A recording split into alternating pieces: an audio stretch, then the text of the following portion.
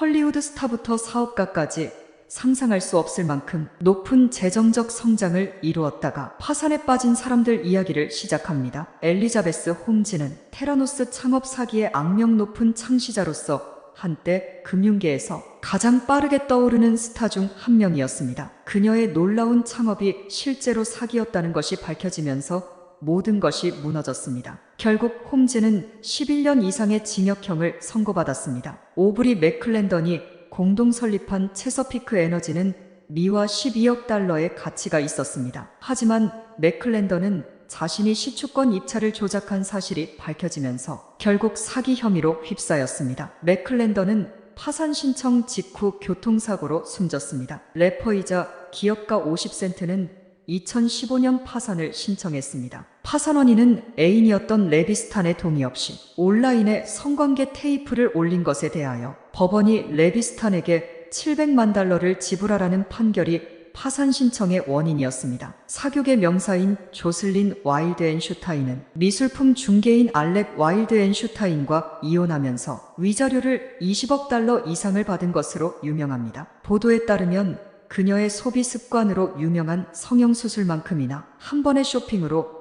100만 달러를 쓰는 소비에 놀라울 정도입니다. 이 과도한 지출은 결국 와일드앤슈타인이 2018년에 파산 신청을 하게 만들었습니다. 불명예스러운 암호화폐 기업가 샘 뱅크먼프리드는 FTX 거래 플랫폼이 붕괴되면서 모든 것을 잃었습니다. 뱅크먼프리드는 2022년 파산을 신청했습니다. 악명 높은 사기꾼 버니 매도프는 역사상 가장 큰 폰지 사기를 통해 수십억 달러를 훔쳤습니다. 11년 동안 600억 달러 이상을 모은 후 매도프는 붙잡혀 기소되었으며 150년 징역형을 선고받았습니다. 버니 매도프는 역사상 가장 큰 폰지 사기를 쳤다면 알렌 스탠퍼드는 두 번째로 큰 돈을 사기쳐 벌었습니다. 스탠퍼드에게 사기당한 18,000명의 투자자들은 총 70억 달러의 손실을 입었습니다. 2012년 스탠퍼드는 13건의 사기 혐의로 기소되어 유죄 판결을 받았고 현재 깡통 자산이 되었고 110년 징역형을 살고 있습니다. 독일 사업가 아돌프 머클은 한때 미화 90억 달러가 넘는 순자산을 가지고 있었지만 연이은 부실 투자로 인해 모든 것을 잃게 되었습니다. 그가 파산 신청을 할 수밖에 없었을 때 머클은 2009년 스스로 목숨을 끊었습니다. 할리우드에서의 상징적인 역할로 유명한 조니 뎁은 그의 전 매니지먼트 팀과 격렬한 법적 분쟁에 휘말려 있었습니다. 개인 성과 프랑스 성을 포함한 호화로운 소비 습관과 결합된 이 소송은 그의 재정에 큰 타격을 입혔습니다. 영화 한 편당 수백만 달러를 벌어들였음에도 불구하고 그 배우는 심각한 재정적 어려움에 직면했고 귀중한 자산을 매각했습니다. 전 NFL 쿼터백 마이클 빅은 악명 높은 투견 스캔들에 연루되어 수감되었으며 수천만 달러의 보증금과 급여를 잃게 되었습니다. 한때 급상승했던 그의 경력은 이 충격적인 추락으로 인해 손상되었습니다. 고급 술과 항공사를 운영한 BJ 말라야는 한때 사치스러운 생활로 유명했던 인도에서 가장 유명한 남자 중 한 명이었습니다. 그러나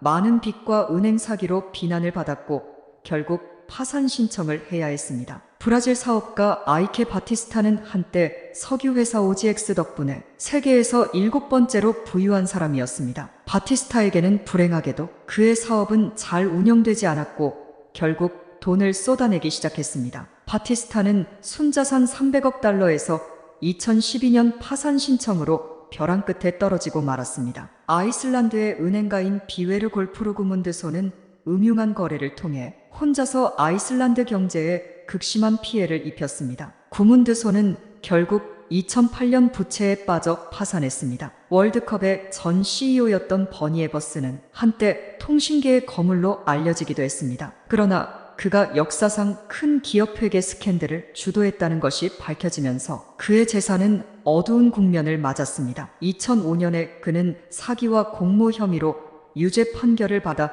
25년 징역형을 선고받았고 남의 기업을 탐욕하는 상징이 되었습니다. 미디어 거물 존 클루지의 전 부인 패트리샤 클루지는 버지니아에서 호화로운 와인 제조 사업에 욕심을 내었습니다. 화려한 와인 창고와 토스카나에서 포도밭 사유지를 가진 그녀는 비용을 아끼지 않았습니다. 하지만 그녀의 꿈의 프로젝트는 글로벌 금융 위기가 닥치면서 무너졌고 부동산 시장은 가라앉았습니다. 2011년까지 패트리샤 클로지는 파산 신청을 해야 했고 한때 그녀의 거대했던 사유지는 경매에 팔렸습니다. 아르케고스 캐피탈 매니지먼트 회사의 빌황은 2021년 붕괴되기 전까지 금융계의 거물이었습니다. 그는 주식에 대한 위험한 베팅에서 레버리지를 크게 사용하여 회사의 수십억 손실과 투자계에서 평판이 손상되었습니다. 빌 황과 CFO 패트릭 할리건은 공갈 음모와 증권 사기를 포함한 11개의 범죄 혐의로 체포되어 기소되었습니다. 전 헤지펀드 매니저인 제임스 알투처는